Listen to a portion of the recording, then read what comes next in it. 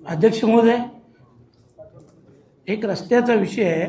भिवंडीतील जी traffic आहे साहेब, जी भिवंडीतील traffic आहे एवढी मोठी समस्या आहे, कारण आजूबाजूचे रस्ते होत नाही साहेब. तुम्ही 700-750 किलोमीटरचा जो समृद्धी मार्ग 6 वर्षाच्या आत पूर्ण केला, परंतु आमचा 24 किलोमीटरचा जो टप्पा आहे खारीगाव टू वडपा हा होत नाही साहेब.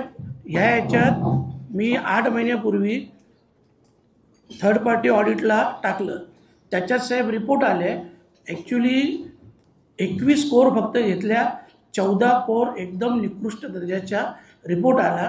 MSRDCचे आयुक्त अनिल गायकवाड साहेबांना भेटलो. ते बोलले ब्लॅकलिस्टेड करतो. परंतु आता MSRDCने जे उत्तर दिले ते एकदम हास्यास्पद उत्तर दिलेलं आहे साहेब. याचं कारण असं आहे, आमच्याकडे चर्चा चालू आहे की ते जे रस्त्याचं काम आहे ते मिहान म्हणून कंपनीचं काम आहे आणि माजी केंद्रीय मंत्री कपिल पाटील यांचा मुलगा देवेश पाटील हे ते काम करतात, म्हणून त्याच्यावर नाही तुम्ही कोणी कारवाई करत, नाही तुम्ही कोणी व्हिजिट देत.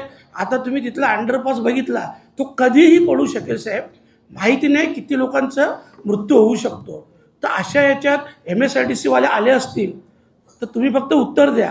अरे ऐका ना साहेब, ज्या 21 कोर केल्या थर्ड पार्टी ऑडिट तपासणीसाठी, त्याच्यातून 14 खराब आहेत.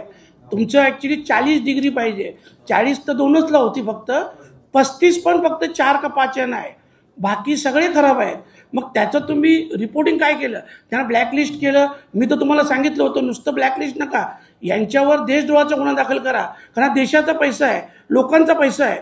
पण आपण जे उत्तर दिलं आहे ते हास्यास्पद आहे. माझ्याकडं आताही तो थर्ड पार्टी ऑडिटचा रिपोर्ट आहे आणि तो तुम्हाला मी बोललेलो आहे का तो ब्रिज कधीही पडेल. मग का तुम्ही ते बंद ब्रिज करत नाही? म्हणजे कोणी जरी गेलं तिथे तरी तो असा फुगलेला आहे आणि त्याच्यावरून वाहतूक जाते. खाली माती आहे, मान्य आहे, सगळ्या गोष्टी आहे.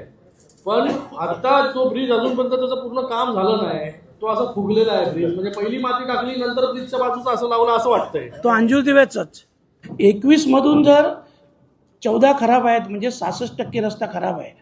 मग 66% रस्ता खराब तुम्ही कसा दुरुस्त कराल?